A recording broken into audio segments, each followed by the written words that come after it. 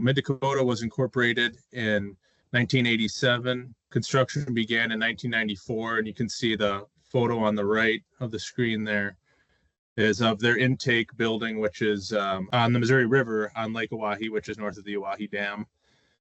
Construction of the water treatment plant started soon after 1995. Mid-Dakota covers a large area in central South Dakota, including parts of 14 different counties. You can see in the map there, that's the big green area in the middle of South Dakota there, labeled Mid-Dakota. This is a map of all the other water systems in South Dakota. Approximate land area covered is 7,000 square miles, which is just slightly smaller than the state of New Jersey. Mid-Dakota serves more than 32,000 people and is currently serving 16 bulk communities as bulk customers.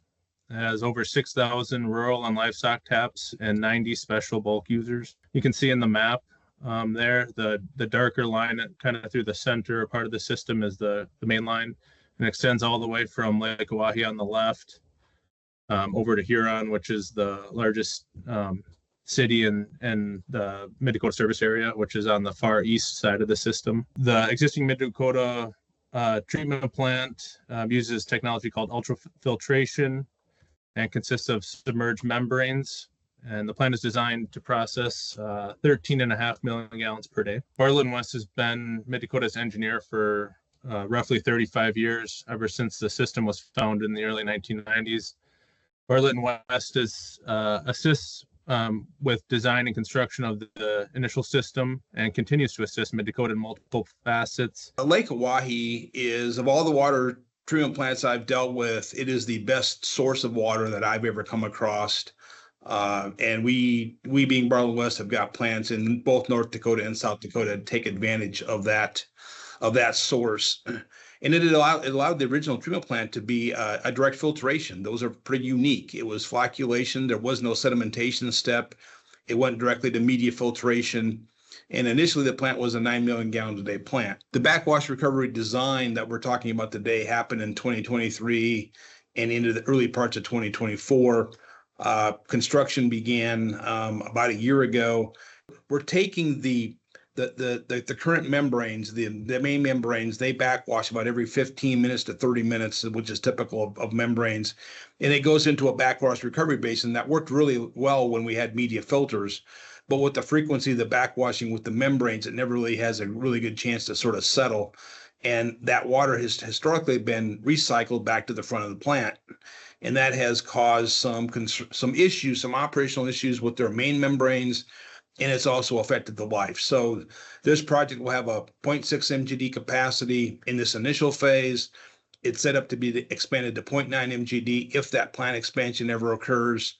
The permeate from this new facility is going to go straight to the clear well, so it's going to bypass going back through the plant. So that's going to increase the capacity for the main membranes. We already know from some periodic operation out there that they're going to perform better and they're going to last longer.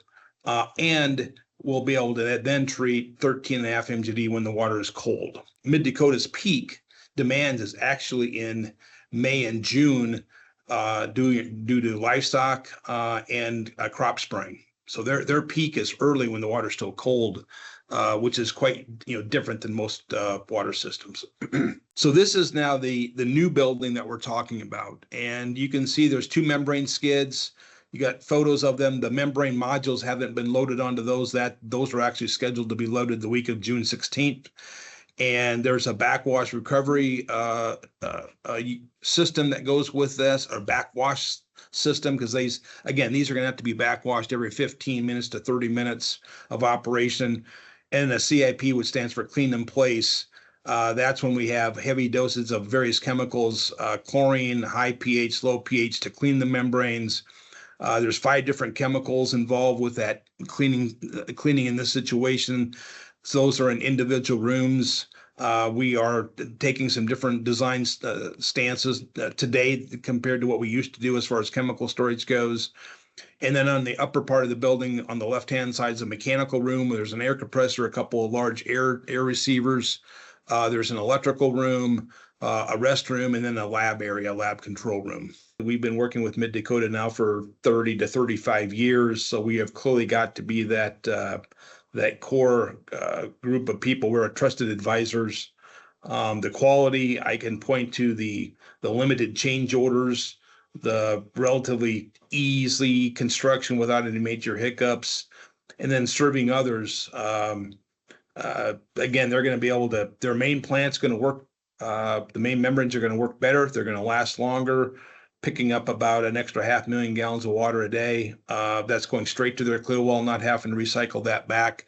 And so that's going, this project's going to get them some extra water that they need now, but also push off down the road a few years that major plant expansion that they will eventually have to do when their demands get high enough. Nathan, anything you wanted to wrap up with? Maybe just the coordination with all the pipeline work that we're doing, opening up capacity to others downstream, that having this additional water is going to be a big help.